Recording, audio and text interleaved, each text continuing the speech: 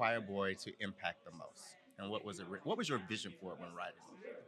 Well, when creating Choir Boy for the first time, the first draft of it, it was really a conversation with myself, an intense conversation about trying to find my own voice and my own individuality, but also really missing and loving my community where I'm from. I'm from Liberty City in Miami. And I really wanted to talk about how hard it can be to figure out how to be at once all for your community and all for yourself, because they both have to be equal, right? You can't just take care of one, you have to take care of both. And figuring that out at the age that I was trying to in high school, it just seemed like an impossible task. There always seemed to be like institutions that just, had rules that were going to leave me out.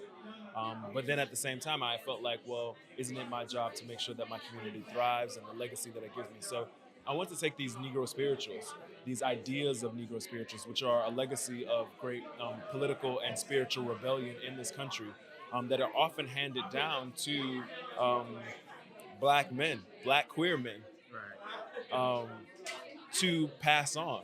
And what does it mean to be passed on the mantle of this great legacy?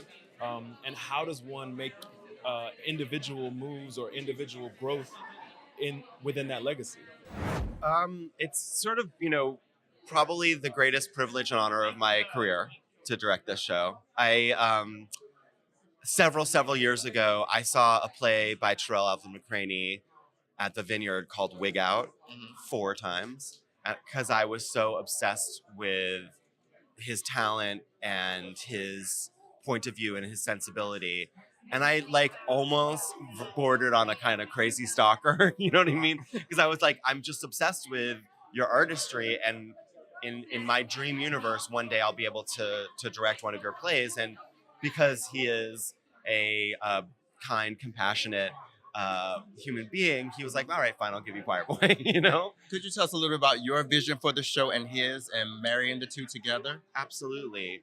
The play is about a young man who is the lead of the choir at a school called the Charles R. Drew Preparatory School for Boys, an all African American, all boys school, and he happens to be wildly gifted and also deeply effeminate. Right. And the show is about sort of how, as an institution, the Charles Drew Preparatory School for Boys cannot find room to give him space to let him be himself.